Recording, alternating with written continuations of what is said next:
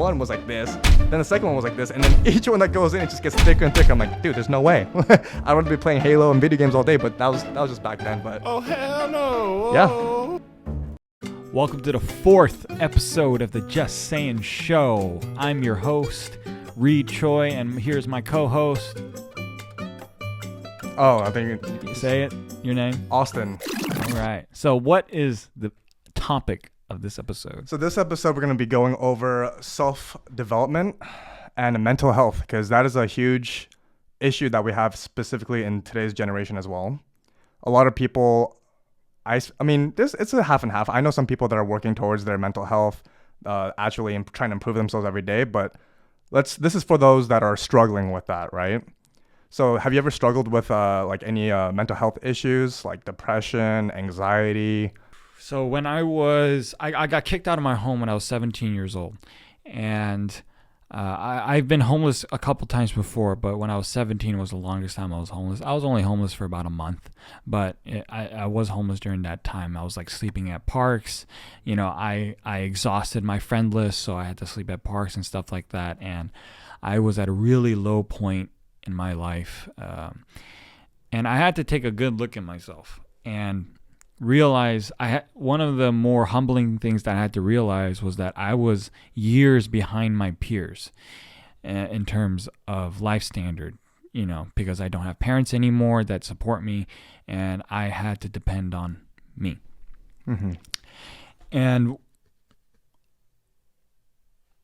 I think the biggest thing that helped was I realized that I didn't know anything at all. And so I kind of knew where I was on the map, and all I had was to go up. And so I read voraciously. I read every book that I could get my hands on. I was reading, at my height, I was reading an entire book every 2 to 3 days, just one after another. And there were a couple of books that really changed my life. The first one being The 4-Hour Work Week by Timothy Ferriss. And the biggest takeaway that I had from that book was his goal setting, how to achieve your goals. And the way you go about doing that is by building positive momentum, by deconstructing your goals in the smallest steps that you can to get progress towards achieving them. And so when I was a kid, my dream that I always had was to be a male model. I just wanted to be a male model. And but when I was a kid, when I was a teenager, I always gave myself an excuse as to why I couldn't achieve that dream. Like I would tell myself like, okay, you have braces. If you have braces, you can't be a male model. Wait, you had braces? I had braces. Oh my God, do you have pictures? Oh yeah, I'm sure I do. Oh, I gotta see what you looked like back then. Anyway, so like I would have braces, but I got my braces off, and I was like, okay, but you don't have a car, so you can't have a car. You can't not have a car and try to be a male model. And then I would get a car. I was like, okay. And then so I kept pushing the goalposts further back, giving myself excuses as to why I can't start trying to achieve my dream. And when I was 17, it was kind of a waking up moment for me where I told myself I wouldn't be the side character of my life anymore, and I would stop making excuses. And then, so the very first step that I decided to tell myself is like, okay, today, just try to take a couple of good photos of yourself so that you can build a portfolio that you can then send and show to different agencies to try to get a modeling gig or try to get a modeling contract. Anyway, so I do that the first day. Actually, that wasn't even my first step. My first step was trying to just ask your friend if you can borrow a camera. Mm-hmm. And so I eventually did. I was able to get a camera, and then I took photos of myself, and then I built enough positive momentum in that way where I felt like I was I put my foot through the door, and I built positive momentum. So I felt pressured to keep going. And so that's when I started going to modeling agencies and showing them my portfolios. I remember going to casting agencies and showing the casting manager my crappy portfolio on an iPad of just 4 photos, and he would swipe through. And the first time I showed a casting manager, guess what they said? Mm-hmm. They said no. And I was okay with that because I built enough positive momentum in that direction where I realized that it's kind of a numbers game, And I'll just keep going to as many casting agencies, as many different managers as I can do. And I basically heard no for like 6 months straight. And then I got my first modeling gig. It was for this Korean boutique store, and I was getting paid $20 an hour to take photos for like 3 hours. And I mean, it was a horrible contract, but it was my first gig. Mm-hmm. And then once I got that first yes, it was kind of like open season for me. I realized that like your dreams are on the other side of hard work. And if you're just willing to put your head down and just Stay locked in. yeah, and just take every no not as a rejection but as feedback, the world is kind of your oyster. And 6 months later, after getting modeling gigs after modeling gig, I did like commercials and I did runway and all that type of stuff. You know what I realized? What'd you realize? Modeling is pretty boring. I don't like modeling. And I realized that I needed something a little more intellectually stimulating. Because like I was just so bored of just looking at a camera or getting my photo taken. And so then I pivoted, and then I decided to work as a chef. And At the ramen place, right? no, at a 2 Michelin star French restaurant. And yeah, I worked as a chef for 2 months, and I realized I loved working hard. I loved just working nonstop, where like I remember my first day coming back from a 14-hour shift at a fine dining restaurant. I was so exhausted that like I was at the foot of my bed and I was like falling on the bed, and I fell asleep before I fell on the bed. And like me landing on the bed woke me up. The impact. I fell asleep before landing on the bed. And I just loved how tired I was because I felt like I deserved all the work that I put in. Mm-hmm. But what I also learned was that like I wasn't, it was a little bit too monotonous. I was just doing the same thing over and over. I love working in kitchens to this day. I love cooking, but I need something a little more creative. And then pivot after pivot, then I found becoming a content creator, right? But the moral of the story is, if I didn't make that first step of trying to become a model, I would have spent my entire life mistakenly thinking that my dream is to be a male model. Oh, I see. When in reality, my dream was something creative that I can, if I put X amount of work in, I'll get X amount of work out, Mm-hmm. That's creatively fulfilling. I feel like the world is too quick to assign depression as a mental defect as opposed to a symptom of what you're going through. Like, if you lost a loved one, you're supposed to be depressed. There's nothing wrong with you. You're supposed to be sad. When I was homeless and I was in the lowest point of my life, being depressed was the correct reaction to my environment. But then I used that depression as sort of a catalyst or a fire under my butt to motivate myself to read as many books as possible. People are too quick to, oh, you're depressed. Instead of fixing your life, you should take X, Y, and Z medicine, or the substances. Yeah, you should self-medicate. Mm-hmm. If there's something wrong with your life and you're depressed because of it, fix that first and then see if the depression goes away. Right. And then obviously there's the obvious stuff where in terms of mental health, like sometimes you can't fix your problems overnight. Maybe it's like a month-long, multi-month-long, year-long journey that you're going to have to go through. So in the meantime, you can rig the deck in your favor so that, are you working out regularly? Are you sleeping a good amount? Are you eating healthy? Are you socializing with good people that want the best for you? There's so many things that you should do before you even think about medication. I think your environment is a very crucial factor too, especially, it's a natural fact. You are the average of the 5 people that you hang out with the most. Yeah. So if those 5 people that you hang out with the most, they're negative Nancy's, they constantly bring negativity into your life and no drive, that'll seriously affect your work ethic and just how you view things in life and your mentality. Yeah. The way that I fixed my depression is by I fixed myself. I fixed my life. I fixed my station in life. Where I was when I was depressed, I think being depressed was the appropriate reaction. Mm-hmm. And then I made myself better, and then my life in turn got better. What I've found from my personal experience is that you got to be constantly doing something, like whether it be working towards a goal or something that you want to do, instead of just sulking into your feelings and thinking like, oh my God, like this is how it is. I'm gonna be depressed forever. You know, it's like a kind of like a victim mentality, like, oh, like this is how it's gonna be for the rest of my life. No, like you can always change that, but you do need to have that mental clarity and that discipline to actually start trying to do something. Yeah, so I was listening to a podcast with Dr. Abigail Schreier, and she was talking about how rumination can actually make your depression worse. When you people are constantly meditating and thinking about how crappy their life is, and just constantly thinking about their problems in life, and that's what's contributing to their poor mental health. And so I think that's exactly right. Mm-hmm. Yeah. Another thing for our viewers, reading books. I'm telling you, that stuff works. Like me personally, I hate reading. Was it fictional books? Those are like the fake ones, right? Fictional books.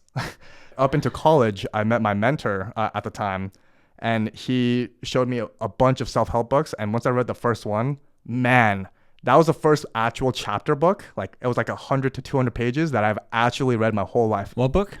The Magic of Thinking Big. Ah. The Magic of Thinking Big. That was the first one that I've read. And then after that, there was just a line. I've got a whole bookcase of just self-help development books, because those ones I can actually apply to real life and, you know, actually make myself better. But reading those Dungeons and Dragons and those fictional character books, like I just couldn't. I would rather just watch a movie. I'd rather just watch the movie. It's kind of like this. Some of you guys are gonna be triggered for this, but like for those Harry Potter folks, right? There's a lot, they're like, oh, the movie didn't justify with the books, and like I've heard that from many people, so I guess they're right. But I'd rather just watch the movie instead of reading a thick boy book. The Harry Potter one was like this, then the second one was like this, and then each one that goes in, it just gets thicker and thicker. I'm like, dude, there's no way. I'd rather be playing Halo and video games all day, but that was just back then. But oh hell no! Yeah, that's I'm an English major, so I love reading. So I don't know what you're talking about. I can't do that. I also hate history, dude. History, Oh my that God. was my worst subject because it was all just reading. It was all just, and none of those things I cared about at the time. Now I realize it's very important that like you should be knowing about your history. Yeah, I mean, but like when it comes to reading, I think a lot of it is at fault with how public schools kill the fun of reading and history. So really, I don't know. I've known so many people that hated reading, and then they meet the right teacher, or they see the right like YouTube video of someone that's really enthusiastic about a book or enthusiastic about history, and then they're able to tell it in a really charismatic way, and then it sparks that interest. It was like that for me, because up until senior year, I maybe read like 50 books my entire life. And then, God. yeah, and then I still remember Mr. Alvarez. He was so passionate about reading that it made me curious, and then I started reading like crazy. And since then, I've read, I haven't stopped reading. Also, another advice I would give to our viewers is that nutrition is a big thing. Here's a common rule of thumb, okay? You go to a grocery store, you pick up anything you want, right? Whether it be cereal or, I mean, I'd avoid all that stuff, but like, let's just, for example, you get cereal or Oreos or honey barbecue chips. That's my weakness right there. But I haven't eaten Oreos in months. Really? Yeah, I'm since surprised. the new year. You usually have like a box over there just laying around and it's always empty. I do have a box. I knew it. I just don't touch it. That's good. That's good. But my rule of thumb is if you're picking up whatever groceries and whatever item you're seeing and you look at the ingredients list, if you see a whole paragraph of things in there, avoid it. Look for things that are very simple, like 6-7 different ingredients in one, you know? And not only that, just go for whole foods. You know, back then as cavemen and just people in general back then, none of that stuff was processed. It was all just, they were hunter and gatherers, plants, vegetables, fruits, meat. You know, it was all just simple. It was one ingredient. There wasn't a bunch of ingredients composed into one thing. And that's what's actually hurting, today's society and their health. And another cool thing that I've found too is that people focus a lot on mental health, they don't focus on their gut health. Yeah. Gut health is your gut is basically your second brain. Yeah. It affects your mood and everything. And I Yeah. didn't even see that. Did you know about Yeah. that? Yeah, it's directly linked to mood. Yeah. Your gut biome. Exactly. I know, like, for those like that are working super busy with their lives, they want something like, and that's another thing that's really bad about this society. People want something that's fast, convenient, you know, and then they go to, like, you know, Burger King or any of these fast food restaurants, right? Carl's Jr. McDonald's. Carl's Jr. You like Carl's Jr.? I love Carl's Jr. Oh, bro. A Western bacon cheeseburger, please, with crisscross fries. God. Is there any other advice you give for people that are, you know, struggling with self-development or mental health issues? Christ. That's true, actually. Let's go into that. Christ. Christ. Go to God. Amen. Amen. You weren't really religious. You were religious, but you weren't a devoted, like, Christian back then, right? It was only when you went through those tough times where you're like, okay, like, I need to, like, focus on God. I need to really just, like, be locked in onto this, right? I was a very devoted Christian until the age of around 15 to 16. That's when I lost my faith and kind of became an atheist. And then I became an agnostic. And then I became Christian again and was like a lukewarm Christian, you know?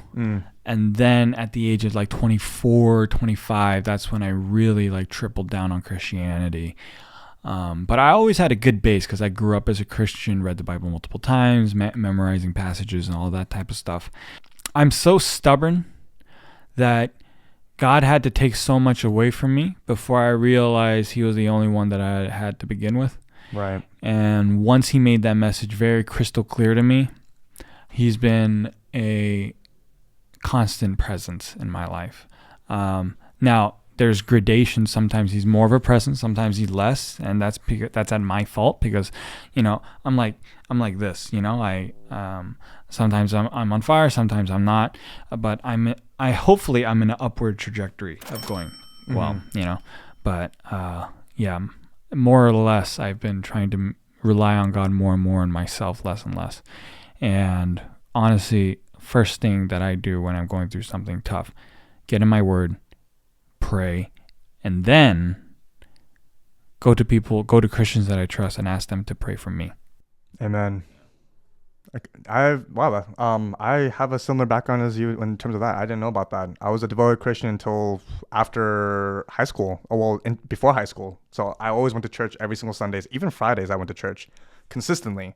And once I went to college, I just stopped. So throughout my whole college life, I stopped, came back. I started going here and there, but then I met you at church. And then you seriously got me really back into my faith. And it's crazy. God did. I didn't do anything. True. God works in very mysterious ways. Like that time when I think it was about a year ago, I was going through like a heavy breakup. Yeah. And it's crazy. You're like, hey, just come to Big Bear with me for a couple of days. You know, let's relax. Let's, you know, be around friends and let's jacuzzi it up. That was good. Smoke a cigar. No, those are good times, man. Originally, I wasn't planning on doing the Big Bear trip, but then God was telling me that I should schedule it at this time as opposed to earlier. And I was like, why? That doesn't really make sense. But I was like, okay, I guess I'll do this time. And then,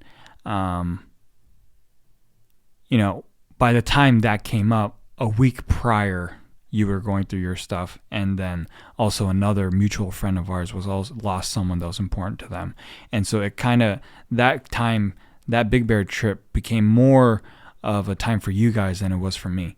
And God was just using me to set that space to be around good Christian people and just have like a healing time together of just like, you know, making sure that you're not alone. Yeah. The timing was very perfect. Yeah. It was crazy, dude. Yeah. God works in mysterious ways. For real. That was like the first sign I'm like, wow, he's actually working in mysterious ways in terms of that. Because even then, like, remember I was trying to like back out. I'm like, yo, bro, like I'm not feeling good. I don't want to go to the Big Bear trip anymore. I'm like super depressed. I can't do this. And I was like, you will never be a burden to me. True brother, bro. Let's say you're not depressed right now. Let's say you're having a good, your life is good or something. Or, the worst time to look for coping mechanisms is when you need them. So you want to make sure that you have coping mechanisms in place so that when you do go through tough times, they're already there for you to rely on. So what do I mean by that? I was really lucky that I learned that before I went through my depression or my hard times. Before I went through all the stuff that I went through, every Thursday, I always had a dinner with my friend. I was doing regular workouts in and outside the gym. I had churches. I had a church, and I had really good Christian people. I had my aunt. So like I had all these things in place so that when things did get tough, I didn't have to go through it alone, and I had proper coping mechanisms for me to release all the negative energy that I was feeling. So the best time, if you don't have coping mechanisms to develop them, was yesterday, but the second best time is right now. And so make sure you have these coping mechanisms in place in your life so that when life inevitably gets tough, you have systems in place to help you regulate your emotions. If you guys are enjoying this podcast, make sure you guys like, comment, and subscribe. Oh, you forgot to do it again. I know. That's why I had to do it right now. I was like, dude. Comment down below when you think Austin will finally remember to say like, comment, and subscribe in the middle of an interview or in the middle of an episode. I don't think it's going to happen anytime soon, but... Hopefully you'll get it. Oh, we forgot to change outfits. That's why I kind of took off that thing. I was like... So clearly this was filmed right after the previous episode. Yeah. If you guys want to put in some questions down in the comments of what you guys want to see next on the podcast, comment below. Bye. Bye-bye.